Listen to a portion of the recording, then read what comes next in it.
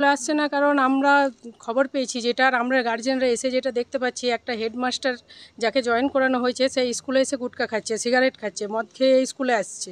সেই জন্য আমাদের বাচ্চারা ভয় করছে। ওই মাস্টার স্কুলে ঢুকলেই আমাদের বাচ্চারা বেরোয় চলে যাচ্ছে, ভয়ে বাড়ি দৌড়ছে সব।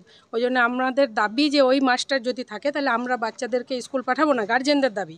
আর বাচ্চারা নিজেরাও ওই মানে মাস্টার যতক্ষণ থাকবে ততক্ষণ ওই বাচ্চারা কিন্তু স্কুল চত্বরে পা দেবে না। বাচ্চাদের ভেতরে ভয় আছে। আমরা সবাই চাই যে ওই জন্য মাস্টার চেঞ্জ হোক। আমাদের দাবি এখন যে হেডমাস্টারের পদ ফাঁকা আছে, ঠিক আছে, মাস্টার দেখ, কিন্তু আমাদের ওই মাস্টারকে চাই না। মাস্টার আগে কোন বিদ্যালয়ে ছিল? মাস্টার আগে বাগডিয়া সিদ্ধপুর বিদ্যালয়ে ছিল। আমরা সেইখান থেকেও খবর পেয়েছি, আমাদের পার্শ্ববর্তী এলাকায় তো বটে, আমরা সেইখান থেকেও খবর পেয়েছি। ওইখানেও ওরকম মদ খেয়ে, গুটকা খেয়ে, সিগারেট খেয়ে যেত বলে ওইখানের গার্জেনরাও ডেপুটেশন করে পরেই ওইখান থেকে বের করেছে। ওইখান থেকে বের করে এখন আমাদের স্কুলে দেওয়া হয়েছে। তা কতদিন হলো বিদ্যালয়ে জয়েন করেছে?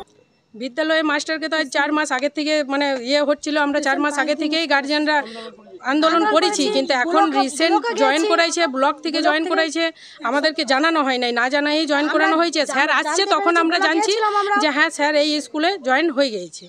আপনাদের এখন মূল দাবিটা কি? আমাদের মূল দাবি এই মাস্টার আমাদের চাই না। ওই মাস্টার যতদিন থাকবে আমাদের স্কুল বন্ধ থাকবে, বাচ্চাগুলো পাঠাবো না।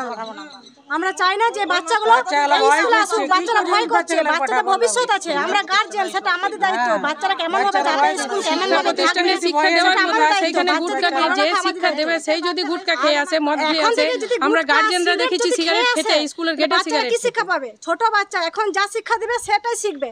বাচ্চারা যদি গুটকা খেতে, সিগারেট খেতে দেখে, আজকে দেখছে, কালকে ওরাও খাবে, তাহলে এটা কি শিক্ষা পাবে শিক্ষকের কাছে? এটাই তো শিক্ষা পাবে না। আপনার নাম? আমার নাম রেখা রুইদাস।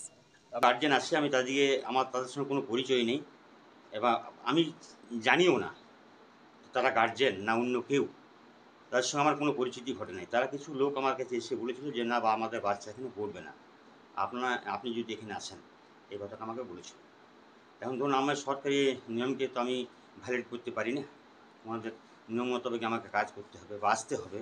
এবং ওনাদের যেখানে যোগদান করার পর আমি শিক্ষকদের সঙ্গে আলোচনা করেছি যে শিক্ষা ব্যবস্থা যেভাবে শ্রেণীকক্ষে পঠন পাঠন চলছিল সেইভাবেই চলবে, এবং যদি আমার কিছু এক্সট্রা কারিকুলাম থাকে সেটা আমি দেওয়ার চেষ্টা করব।